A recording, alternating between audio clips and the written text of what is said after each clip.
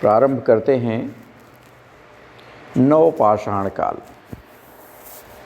भारत में नवपाषाण काल वास्तव में जब प्रतिनूतन काल समाप्त हो रहा था, प्लेस्टोसीन जिसे कहते हैं अंग्रेजी में, वो समाप्ति की तरफ था और सर्वनूतन काल जिसे अंग्रेजी में होलोसीन कहते हैं,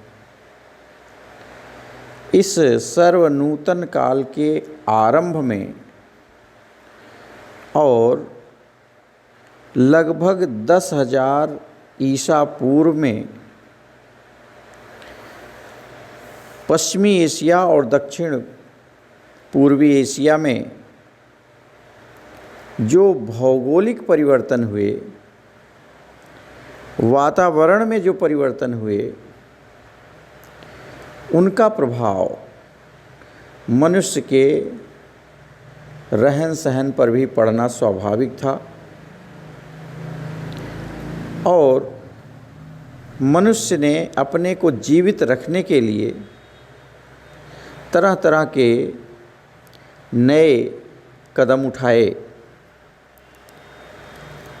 जिससे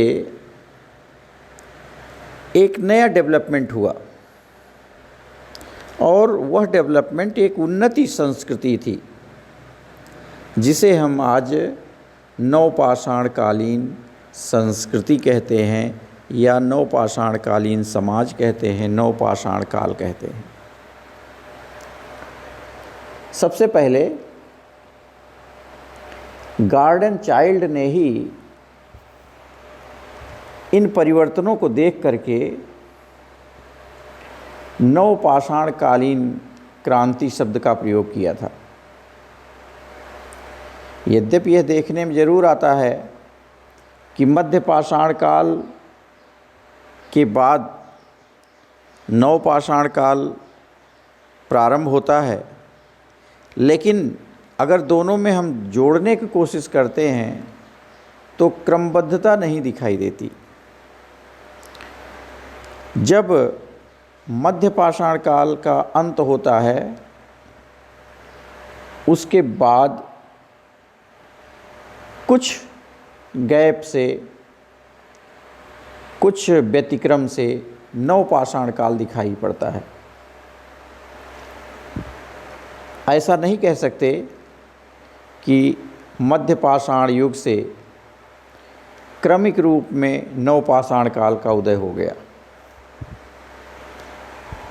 अब यह स्वाभाविक प्रश्न है, आखिर हुआ क्या?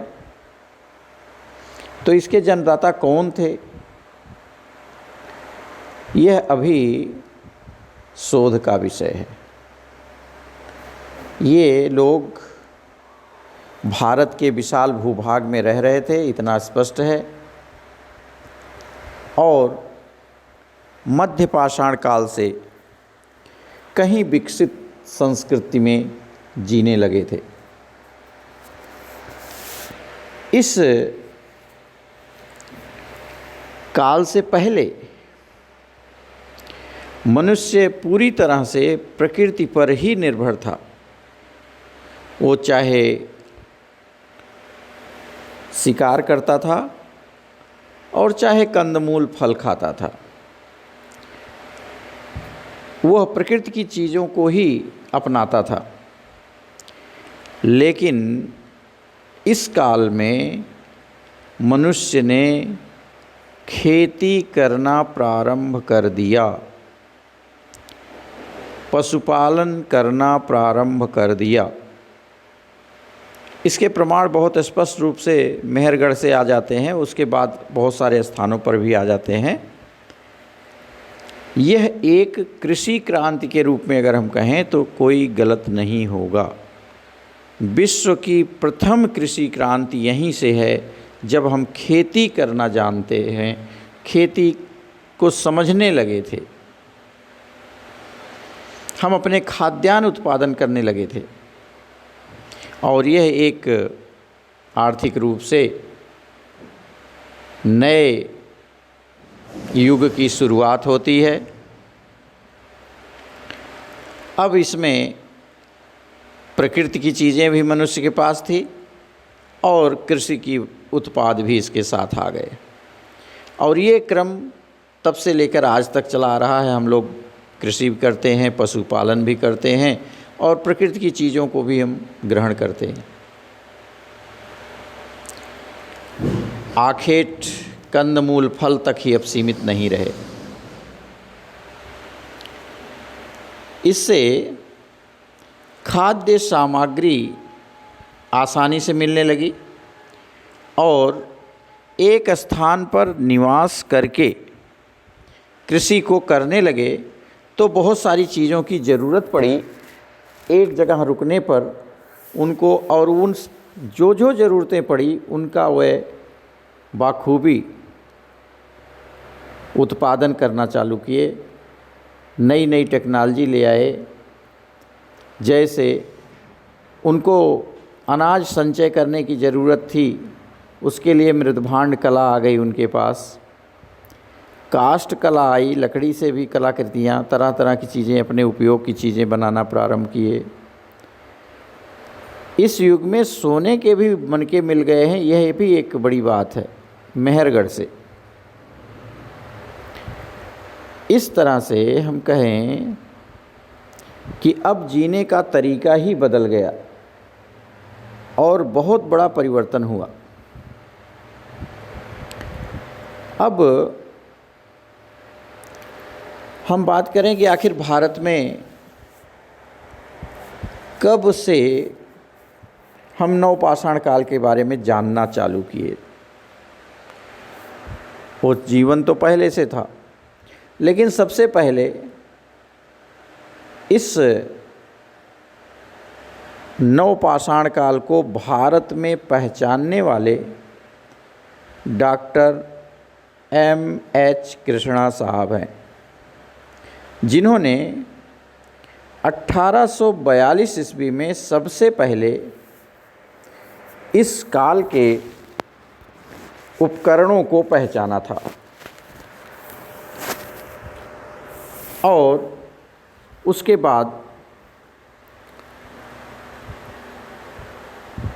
अनेक लोगों ने नवपाषाण कालीन पुरास्थलों की पहचान की। H.M. कृष्णा साहब के कर्नाटक राज्य के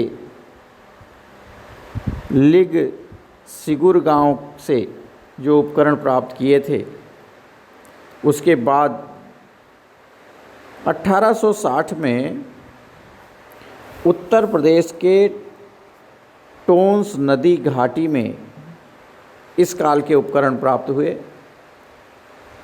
इसकी पहचान डॉक्टर H.P. लमसूरिये ने की थी। H.P. लमसूरिये, टोंस नदी की घाटी में 1860 में। 1872 में फ्रेज़र नाम के विद्वान ने दक्षिण भारत के बेल्लारी स्थल को नवपाषाण युग का एक अच्छा केंद्र बताया था। इसके बाद 1936 में पेटरसन ने इनका अध्ययन किया और जिस प्रकार से पुरापाषाण कालीन उपकरण क्वार्ट्जाइट पत्थर पर निर्मित किए गए, उस तरह से अगर देखते हैं तो मध्यपाषाण काल में क्वार्ट्जाइट के साथ साथ चार्ट, अगेट, चाल्सिडोनी, जैस्पर, कार्नेलियन, इन सब पत्थरों का उपयोग खूब होने लगा। जब हम नवपाषाण काल के समय आ जाते हैं तो बेसाल्ट और गहरे हरे ट्रैप के उपकरण मिलने लगते हैं। यानी पुरा पाषाण काल में क्वार्टजाइट महत्वपूर्ण था, मध्य पाषाण काल में चर्ट, अगेट, चालसोडनी, जैस्पर, कार्नेलियन महत्वपूर्ण था और नवपाषाण काल में बेसाल्ट, गहरे हरे ट्रैप। लेकिन यहाँ बार बार ये बात ध्यान रखना है, कोई नई संस्कृति आती है तो पुरानी संस्कृति को नष्ट नहीं कर सकती, कभी नहीं नष्ट होती है, वह भी चलती रहती है। हम पत्थर के उपकरण का प्रयोग आज तक करते रह रहे हैं, ऐसा नहीं है कि ख़त्म हो गया। हाँ, यह अलग है कि हम इलेक्ट्रॉनिक युग में आ गए। तो इस तरह के चीज़ें चलती रहती हैं। तो ऐसा मत समझना कि नवपाषाण काल में केवल बेसाल्ट के ही उपकरण बनने लगे और गहरे हरे ट्रैप पे ही बनने लगे। नहीं, ऐसा नहीं है, पुराने भी उपकरण चल रहे थे। अब इस काल में कुछ प्रमुख उपकरणों की चर्चा करते हैं जो प्रयोग किए गए। मुख्य रूप से सॉल्ट्स या चिकनी कुल्हाड़ियों की उपलब्धता दिखाई देती है, जो तिकोने आकार के हैं और जिस तरफ से काम करना था वो चौड़ा भाग था और पकड़े जाने के लिए एक नुकीला और गोल सिरा बना दिया। यह सबसे बड़ा उपकरण था। ये छोटे बड़े दोनों तरह का था और इसे हाथ में पकड़कर या लकड़ी के डंडों में फंसा करके उपयोग करते थे। हम सब जानते हैं कुल्हाड़ी का उपयोग, और कुल्हाड़ी सबसे पहला बड़े पत्थरों को काटने के लिए, सबसे पहले तोड़ने के लिए ज़रूरत पड़ती है। दूसरा उपकरण बसूली, और यह उपकरण एक सतह सपाट वाली होती है, त्रिभुजाकार आकृति की। इसे भी कुल्हाड़ी की तरह डंडे में फंसाया जाता है और काम करने वाला भाग जो होता है, जिधर से काटते हैं, वो भाग चौड़ा होगा और इससे काटने छीलने का काम आराम से कर सकते थे। तीसरा उपकरण हम कहें तो छेनी है, और छेड़ी या छेनी जो छोटा पतला लंबा होता है, चौकोर या गोल उपकरण, और बीच में पतला, दोनों तरफ से चौड़ी धार वाला होता है। सामान्य तौर पर यह बढ़ई के कार्य में प्रयुक्त होता है। इस तरह का यह उपकरण है। ये आप देख सकते हैं पत्थर की छेनियों को, जिसे एक तरफ आप देखें चौड़ा भाग है, दूसरी तरफ पतला है, और आधुनिक छेनी से मिलता जुलता ये उपकरण आपको साफ दिख रहा है। इसके बाद हम अगले पत्थर के औजार की बात करें, उपकरण की, तो बलय पत्थर हैं। ये छोटे और मोटे गोल आकार में या कभी कभी आयताकार बनाए गए हैं। इनकी भी सतह को घिसा गया है। बीच के भाग में एक छेद बना दिया गया। यह छेद भी भीतर की ओर पतला और बाहर की ओर मोटा है। इस तरह के उपकरण बलय पत्थर या गदा शीर्ष भी हम कह सकते हैं, जिसमें लकड़ी फंसाया जा सकता था आसानी से। उस जो छेद है उसमें लकड़ी के कुछ चीज़ें फंसा करके हम उसे उठा सकते थे, उससे काम कर सकते थे। अगले उपकरण की बात करें पत्थर के हथौड़े के। यह भी गोल और बेलनाकार उपकरण और हैमर के समान जैसे आज भी देखते हैं। इनसे फलक से ब्लेड बनाने और उसे घिसने के काम में प्रयोग किया जाता था।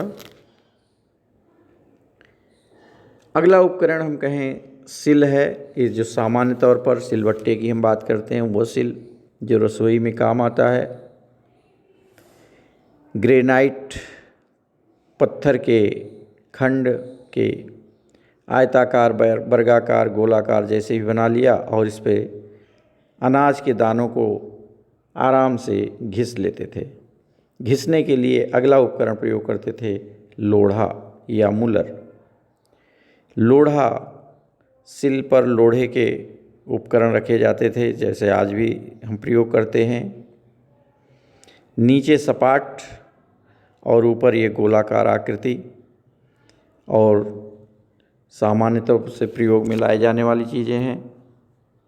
ये पत्थर की कुल्हाड़ी आप देख सकते हैं जिसमें एक तरफ पतला कर दिया गया है अच्छे से काटने के लिए, दूसरी तरफ गोलाकार आकृति में बनाया गया है जिधर से उसे पकड़ते थे। ये पत्थर की कुल्हाड़ी। अब हम कुछ अस्थि उपकरणों की बात करें तो इस काल में केवल अस्थि ही नहीं, सींग, हाथी दांत और हड्डियों के बहुत सारे उपकरण मिलते हैं। बिहार के चिरांद स्थान से इसके उपकरण बहुत मात्रा में हैं और सेनुआर से भी अस्थि उपकरण प्राप्त हुए हैं।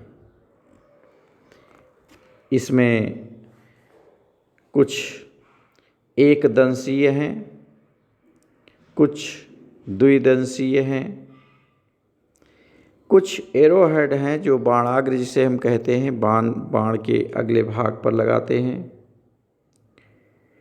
कुछ सुइयां भी प्राप्त हुई हैं और